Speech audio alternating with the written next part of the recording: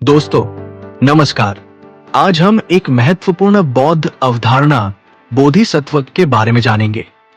बोधिसत्व क्या है?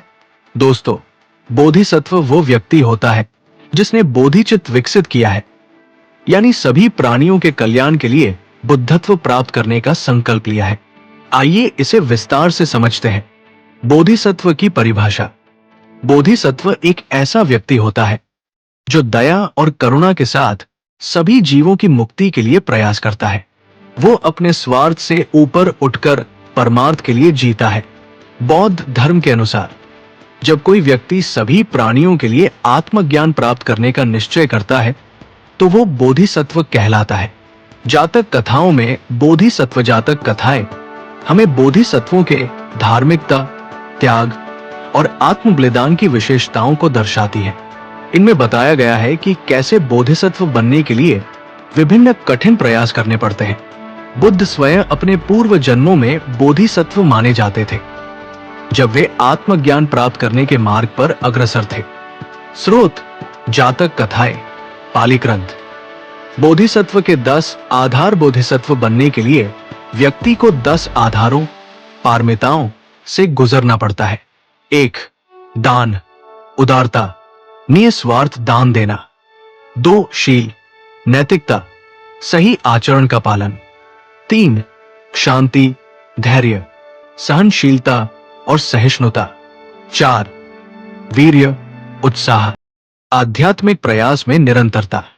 5. ध्यान, एकाग्रता, मन को केंद्रित रखना। 6. प्रज्ञा, बुद्धि, सत्य को समझना। 7. सत्य, सत्यनिष्ठा, सच्चाई का पालन करना। 8. अधिष्ठान, संकल्प, आत्मज्ञान के प्रति अटूट निश्चय। 9. मैत्री, करुणा, सभी के प्रति प्रेम भाव। 10. उपेक्षा, संतुलन, हर परिस्थिति में धैर्य और संतुलन बनाए रखना। स्रोत: दशपर्मिता बौद्ध ग्रंथ। थेरवाद दर्शन में बोधिसत्व। थेरवाद बौद्ध परंपरा में बुद्ध ने अपने सभी पूर्व जन्मों में स्वयं को बोधिसत्व के रूप में देखा। जब तक उन्होंने संपूर्ण ज्ञान प्राप्त नहीं किया तब तक वे बोधिसत्व थे। केवल आत्मज्ञान प्राप्त करने के बाद ही उन्होंने स्वयं को बुद्ध घोषित किया। स्रोत: थेरवाद परंपरा, पाली ग्रंथ। महायान बौद्ध धर्म में बोधिसत्व। महायान परंपरा में बोधिसत्व का एक विशेष महत्व है।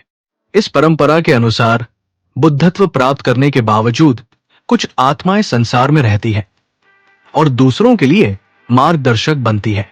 स्रोत: महायान सूत्र, बौद्ध ग्रंथ। प्रसिद्ध बोधिसत्व। महायान बौद्ध धर्म में 8 बोधिसत्वों का उल्लेख मिलता है जिन्हें बुद्ध की अभिव्यक्तियां माना जाता है। इनमें प्रमुख है: 1. अवलोकितेश्वर, करुणा के प्रतीक।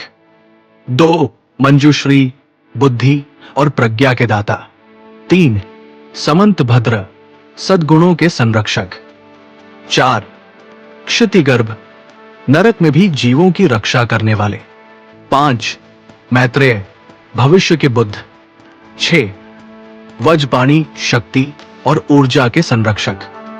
7. अक्षोभ्य, धैर्य और अडिगता के प्रतीक। 8. तारा देवी, रक्षा और मदद करने वाली देवी।